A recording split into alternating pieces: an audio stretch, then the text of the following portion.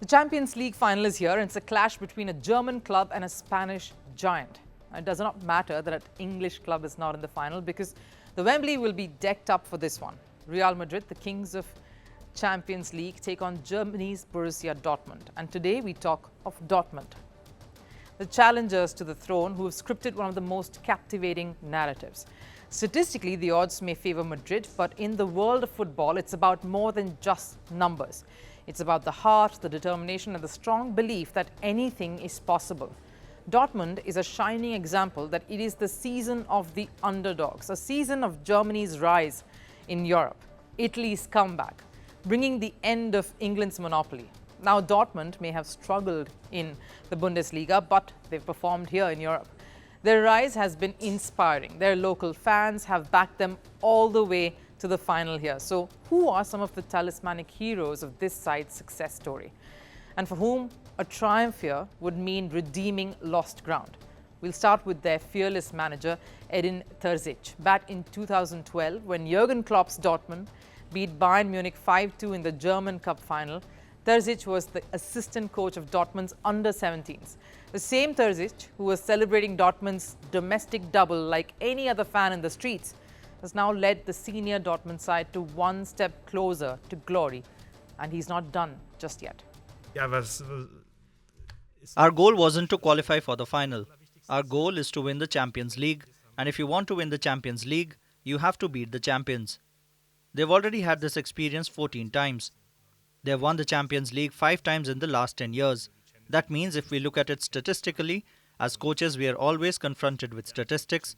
Before the season, they were already 50% certain to win it again this year. None of that matters. Terzic is motivated to disprove numbers and overturn history. And backing them to go all the way here is their former manager, Jurgen Klopp, someone who knows what losing a Champions League final feels like. The last time Dortmund qualified for a Champions League final was under him in 2013, where they suffered an agonizing loss to Bayern Munich. And now the tactician Jurgen Klopp is cheering on his former club from the sidelines. He's been in touch with some of the players, like of course Dortmund captain Emre Can. He received a text from Jurgen Klopp that said, "Go beat Real." And that tells the story, doesn't it? Can played under Jurgen Klopp at Liverpool. He was part of the Liverpool team that played the Champions League final in 2018, a heartbreaking one that they lost to Real Madrid. So that text from Klopp is him urging his player, who now captains Dortmund, to exact the revenge for that loss. And Dortmund wants to go all the way. They've bulldozed their way through the rest of the competition, leaving defeated giants behind them. They beat Paris Saint-Germain in the semi-final, the star-studded lineup that included Kylian Mbappe, and just the kind of attacking football that they've always played.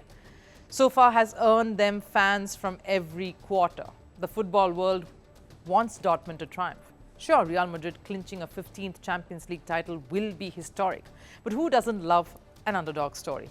They might not have the same financial resources as some of their rivals, but what they lack in star power, they more than make up for in grit and determination.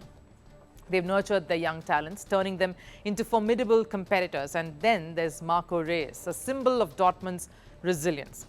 From experiencing heartbreak in their last Champions League final in 2013 to hoping of leading his team to redemption in this, his final season.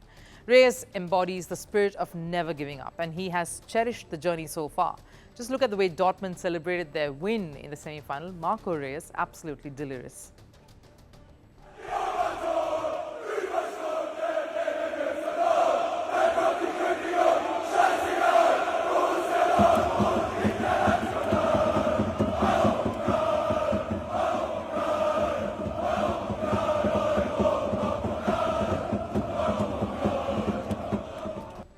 Real Madrid may be the biggest team in Champions League, and yes, watching them win would be overawing. But Dortmund, with the momentum in their corner, will be hard to get past. And in football, as in life, the underdog is never truly defeated as long as they have the courage to keep fighting till the very end. South Africa's May 29th elections. It was the start of change in the country. We are on the verge of history. I am standing here at the forefront of change, where voices echo the call for action. The nation grapples with an unemployment crisis. As South Africans prepare to cast their votes, the question looms: will the winds of change usher in a new era, or will the legacy of the past maintain its grip on the future?